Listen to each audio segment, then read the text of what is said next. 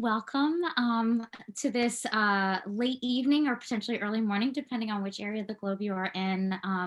Wonderful career conversation. I'm Dr. Kara Fallon, and I'm a lecturer at the Jackson Institute for Global Affairs, and I work closely with the director there, Professor Catherine Panterbrick, and we oversee its Global Health Studies program. And together, on behalf of the Jackson Institute with the Council on Latin American and Iberian Studies and Yale and US College, I'm delighted to welcome you all to our penultimate Career Conversations event of the Undergraduate Fellows Network for students who are interested in topics related to Latin American and Iberian Studies. The Council on Latin American and Iberian Studies enhances understanding of Latin America and the Iberian Peninsula through collaborative efforts focused on meaningful partnerships and exchange of ideas and academic research. CLAIS, the acronym for the Council on Latin American and Iberian Studies. It serves as the central hub for the intellectual exchange and partnerships that are happening for studies in Latin America, Spain, and Portugal. And the CLAIS administers the Latin American Studies undergraduate major. So I'm really delighted and really happy to be working so collaboratively on this event series with Asia Newpain and Claudia Villegia. And if you've not yet officially joined this undergraduate network, or if you're a graduate student, the graduate network, please visit the council website to join.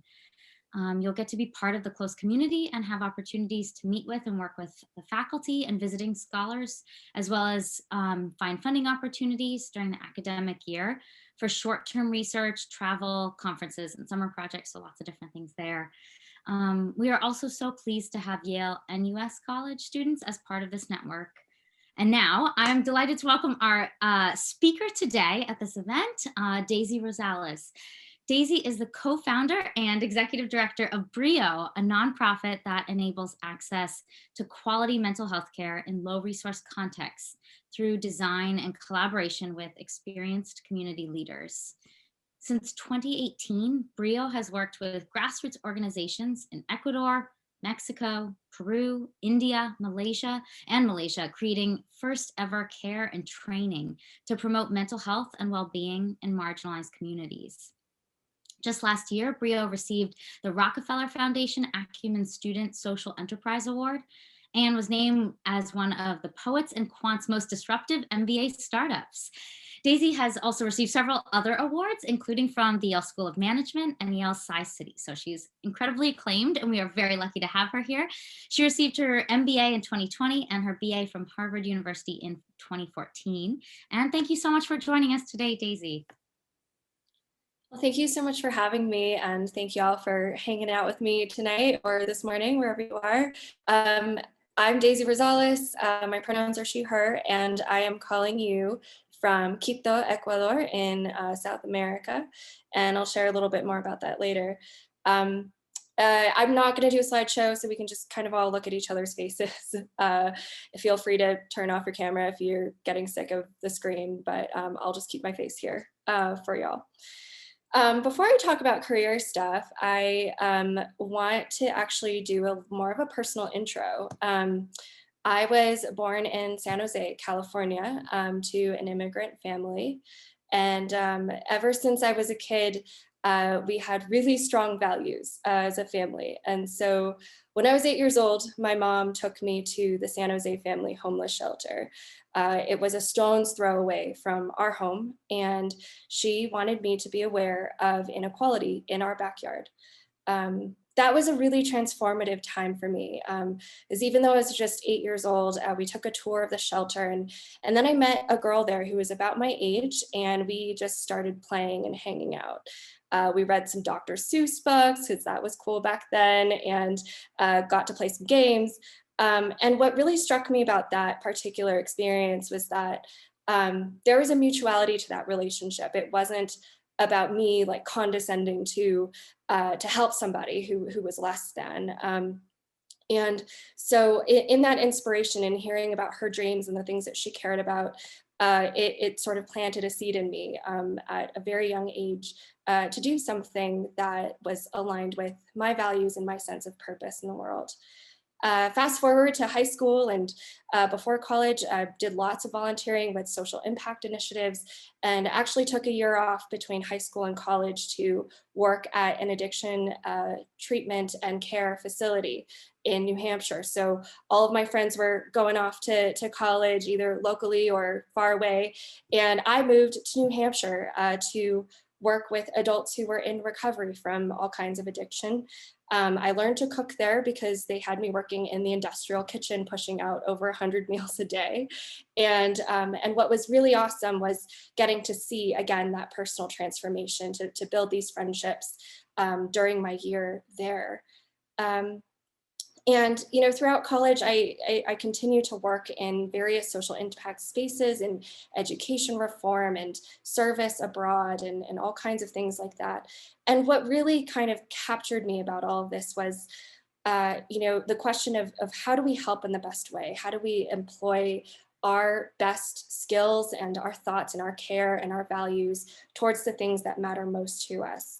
And that can actually be a difficult thing to figure out. Um, so after I graduated, I married my high school boyfriend, and we moved to Pasadena, where he started his clinical psychology PhD program, which thank goodness he's done with. But in around 2015 was a summer when we came across this community organization through some friends, and it was based here in Quito, Ecuador, where a woman had purchased a dilapidated house about 15 years ago with a vision to create a great community space for children in one of the poorest and most dangerous neighborhoods in Quito. Her name was Alicia, and she and her team bought this place. They restored it. It was a 100-year-old house with a courtyard and all kinds of great possibilities, but it was in terrible condition when they got it. And so we spent that summer with her and her team and got to serve the community, ran youth programs and got to hang out with the kids and meet their families. During that time, when we got to know the kids, they started to trust us and to open up about things that were going on. And it was subtle at first, but it became really clear just how challenging life at home was. Girls started to ask me if my husband hit me. There was a lot of talk about drugs and alcohol use. And so the kids had been exposed to a lot of trauma and social challenges at a very young age. And at that time, the theme of mental health kind of started to weave its way into our understanding of poverty and its compounding effects across health and well-being and work and all of these things that are important to all people. So I continued to work at a nonprofit in Pasadena, where I was marketing lead, and we were working on equipping resources for youth workers. Yet at the time, I wrote in my journal that I wanted to do something that was different from what I was doing then, that aligned deeply with my values and specifically that broke my heart. And I know it sounds kind of dramatic to say, but I've been working with like mission-driven organizations my whole life, and so I work with really passionate people. And at that point in 2017, I thought, you know what? I like this job, I like my team, but this particular mission doesn't keep me awake at night and it doesn't break my heart. And I want to find that thing that does. And I thought about the times that I felt most alive. And it was at that homeless shelter, it was in the addiction treatment center, and it was here in Ecuador. And so weaving that together, along with my husband, who's my co-founder, his passion for psychology and compassionate healing, we kind of birthed this idea of Brio. Now, at the same time, I felt like I could really use some skills and a graduate degree. So that's kind of how I ended up at Yale. And that chapter kind of started in that way. So chapter 2, Yale, SOM, showing up kind of with Brio as this fledgling idea that we had just kind of started exploring. I had the privilege of going to Harvard for undergrad, and so I knew like how many resources these universities have, and I sort of showed up like indignant to leverage all of that to kind of explore, how do we tackle this big question of global mental health? How do we sort of induct ourselves into that conversation and that hard work? And so, of course, from day one, I was engaging with the entrepreneurship centers, Tie City, Innovate Health Yale, of course, being at SOM, the entrepreneurship program, going around basically telling all kinds of people, anyone who would listen, that I was trying to do this and to get their thoughts. Um, to be totally honest, we got very mixed opinions at the very beginning. And I think that's normal when you're building something new and you know only a little bit more than the person you're talking to. But it helped so much to kind of pave the way to think about what might be possible, to think about the adjacent topics that we could engage with. And Yale is such a collaborative university in terms of people being willing to work across different graduate schools and even at the college and to kind of cross-pollinate in that way. And so it was an amazing, amazing environment. I wanted to share two lessons from business school that were the most striking, and they don't actually connect directly to Brio, but sort of more broadly about how we think about carving our path in the world. The first one came from an entrepreneurship class that I took, where we would have different speakers every week, and they were mostly entrepreneurs. But this particular session, the woman who came used to work at Victoria's Secret, the lingerie company, and she was marketing. She was doing marketing for a particular product. It was a perfume that they were trying to launch, and I grew up in a generation that liked Victoria's Secret. They were culture makers. They were powerful. I mean, they kind of defined, what it meant to be a woman for multiple generations. They were in every mall, and almost everyone I knew had their products. And so, I always kind of saw the company as holding a decent amount of cultural persuasion and power. And so this woman was saying that they were trying to kind of humanize their models in this perfume promotion. And she said, we did as much as we could. And so someone was like, what do you mean? And she said, well, like, it's Victoria's Secret. The board had certain expectations of us. The executive leadership had certain expectations. We kind of had to stick to the script. And so, here she was trying to promote a more feminist message that maybe would have saved the company. And yet she was told, actually, you're going to stick to the script. You can go this far, but not any further. And the lesson there was one, just that, here are these culture makers, influencers of the way that people think, and they show up and they say that their hands are tied. And it's so hard to believe, right? But I think that's true of many of us too, where we don't realize how much agency we have, and so we have more agency than we think, and it's difficult to disrupt the status quo. But so often when we think about our careers, it's similar. We think, oh, what is everyone else doing? Like, what is the path? Like, how do we stick to it, right? And so, this was a reminder that, like, maybe they should have let her go a little bit further with this feminist message, and maybe things would have turned out differently for Victoria's Secret. The second one comes from the Yale Philanthropy Conference, where, lots of philanthropists come, and people who are in the nonprofit sector and public sector also join. And as a nonprofit, we're very interested in philanthropy. And there was this particular panel, and they were talking about how to get different stakeholders to collaborate. Now, this is a really common topic. It's almost cliche, but you got to start with everybody at the table. You want to bring everyone in early, do co-creative stuff, align incentives, make sure everybody wants the same thing and is going to be rewarded for wanting the same thing and working together. And this woman from the Kresge Foundation said, collaboration is as much about incentives and contracts as it is about ego and personality. And, here I was at Yale. I thought I was going to come out of this with like a harder head and, technical skills. And yet, the messaging was returning me to this space of character matters, and so does courage. And, you can have all of the things created correctly, and we should work on that, absolutely. But at the end of the day, like, ego and personality are going to kind of determine how this all plays out. And unfortunately, we experienced that in Brio experience as well here in Latin America with certain collaborations. And So, this kind of lesson gives me a renewed sense of, what is that creative courage that helps us make our careers an adventure that we want to be a part of every day. So chapter 3, what is BRIO? I can't quite tell you what BRIO is without talking quickly about global mental health, which I would describe as, a community of people and initiatives that are driving towards human flourishing for all people, to the very last person in the world.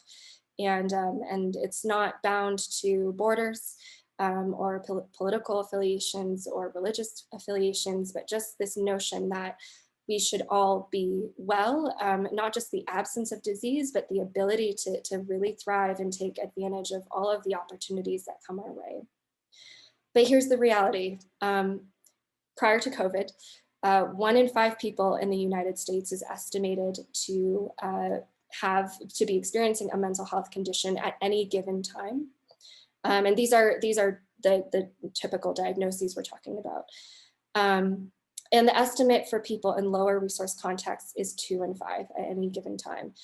Now that's massive. It's absolutely massive. And so I want to give you a sense of the scale of what we're talking about here, and recognize that we are a tiny, tiny organization that's working alongside many, many others.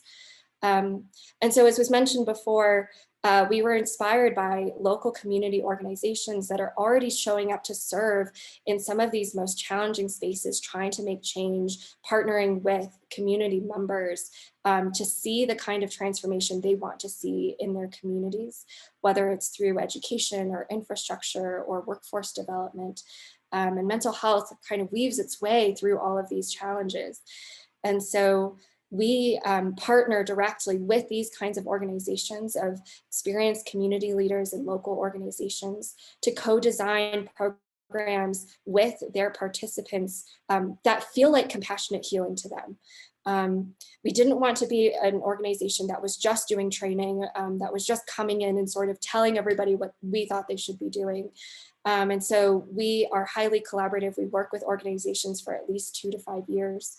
And together we define, what kind of metrics we can use in order to capture the kind of change that the community wants to see that's related to topics of mental health, well-being, resilience, and all of the things that they want, the skills they want in order to flourish.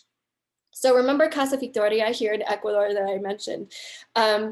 When I was at Yale, we started partnering with them. They were our first partnership, and we worked with Alicia and her husband, Dan, to launch Ecuador's first addiction counseling training program that was available to low-income leaders. So that was our first pilot, and through that pilot, we trained more than 50 low-income leaders who then went on to provide many hours of addiction counseling. We've lost count at this point, but that was 2018, 2019. With COVID ravaging its way through Latin America, there's been a bit of a pause in programming, but most recently, we came back together with Alicia and her team, and also a new partner that focuses on community narration and storytelling from the Indigenous tradition. As you might imagine, the Indigenous population has long been marginalized, and many continue to be so economically and otherwise. And so what they wanted to see was an opportunity for the community and the youth to tell their stories through the lens of traditional stories. So it's a combination of combining, a celebration of this identity and a placement of where we are to being able to build that resilient skill of identifying meaning and purpose and being able to express that and to help others to express it.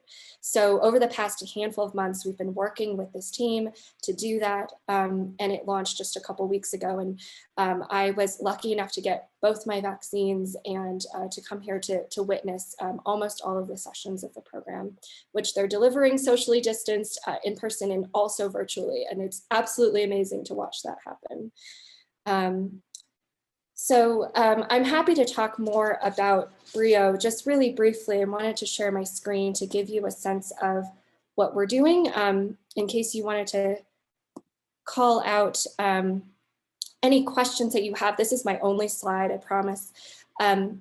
We've been so lucky to have been connected with people now all over the world. COVID norms of working on Zoom actually made it possible for us to expand beyond Latin America, which were where our first three partners are to India and Malaysia. And it's largely started to hone our skills in terms of collaborating across virtual space, meeting people at weird times during the day, and also using cool tech tools that allow us to actually design things in real time together and to share those boards with each other. And so, I just show this to you to say that this is a small effort and we've just gotten started. And yet through collaboration, through trust building, through, asking the question of where does it hurt and what does healing look like? We've been able to actually work with quite a few people over the past 2 years. And it's been a super exciting thing to be a part of it, as difficult as the COVID year has been. So before we go to conversation, I just wanted to share a couple thoughts on building a career at my ripe old age of 30, since this is what this is about. I was speaking with our Yale intern who just wrapped up her time with us this week, and two strong themes emerged. I think the first one is, holding this tension in the differences we want to make, which would include thinking expansively about possibility while remaining deeply rooted in the communities and the causes we care about, with the values and convictions that we hold. There's this tension because at a place like Yale, there's so much imagination, there's so much possibility, there's privilege, there's access, and having kind of all crossroads here, we share that. It may open doors for you depending on what you want to do. It may not actually, and the process of trust building could be more difficult. But kind of like holding that imagination and the richness of that while not denying some of the very real constraints that exist in the communities we want to work in Latin America, not limited to Latin America, but challenges with infrastructure and marginalization. Corruption is a big theme here that we encounter quite frequently, and these are not going away just because we went to Yale. And so I think a lot of this is important to keep in mind. And there's that tension of, while there are levels of privilege even within Yale, this is like a big space that hopefully will continue to remind us of what's possible in these contexts.